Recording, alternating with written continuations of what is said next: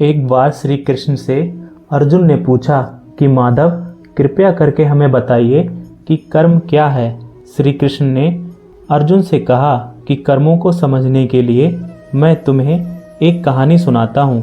इस कहानी से तुम समझ जाओगे कि कर्म क्या होते हैं। और दोस्तों, आज मैं आपको वही कहानी सुनाने वाला हूँ जो श्री कृष्ण ने अर्जुन को सुनाई थी। और अगर आपको ये कहानी पसंद आए तो लाइक और कमेंट करना ना भूलिएगा। श्री कृष्ण ने अर्जुन को कहानी सुनाते हुए कहा कि राजस्थान का एक राजा था और वह एक दिन घोड़े पर बैठकर अपने राज्य का भ्रमण कर रहा था। चारों तरफ भ्रमण करने के बाद वह एक दुकानदार के सामने आकर रुक गया।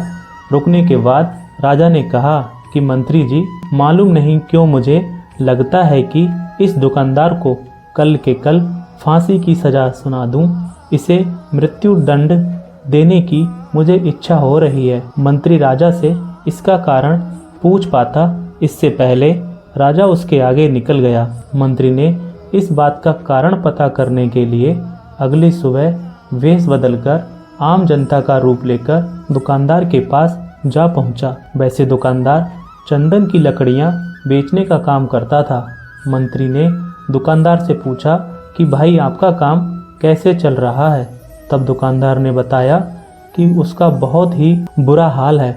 लोग उसकी दुकान पर तो आते हैं, चंदन को सूंघकर उसकी प्रशंसा बहुत ज़्यादा करते हैं, लेकिन खरीदना कोई भी नहीं चाहता। और उसने आगे बताया कि मैं सिर्फ इस इंतज़ार में हूँ कि कब हमारे राज्य के राजा की मृत्यु हो जाए और उनके अंतिम संस्कार के लिए मुझे बहुत सारी चंदन की लकड़ी यहाँ से खरीदी जाए और शायद वहाँ से मेरा व्यापार में और तेज़ी हो जाएगी और मेरा व्यापार अच्छा हो जाएगा।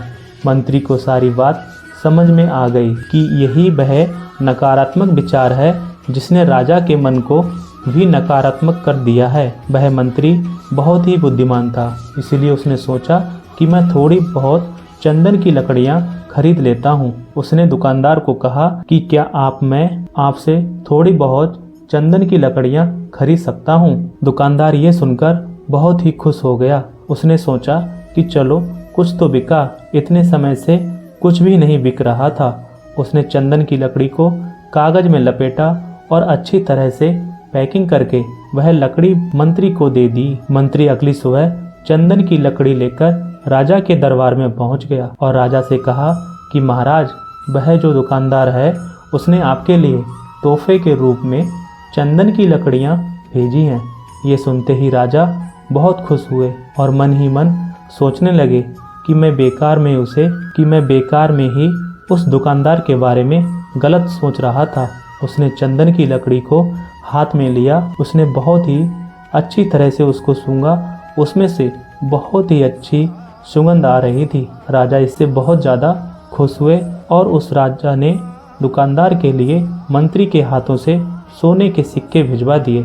इस आम जनता का रूप लेकर मंत्री अगले दिन सोने के सिक्के के साथ दुकानदार के पास पहुंचा। दुकानदार बहुत ही खुश हुआ और उसने सोचा कि मैं राजा के बारे में कितनी गलत बातें सोच रहा था।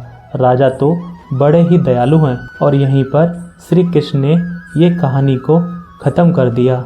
ये कहानी जब ख़त्म हुई तब श्री कृष्ण ने अर्जुन से पूछा कि अब आप बताइए कि कर्म क्या होते हैं। अर्जुन ने उत्तर दिया और कहा कि शब्द ही हमारे कर्म हैं। हम जो काम करते हैं वही हमारे कर्म हैं। जो हमारी भावनाएं हैं वही भी हमारे कर्म हैं। श्री कृष्ण ने अर्जुन का जवाब सुनने के बाद ये कहा कि आपके विचार ही आपके कर्म हैं।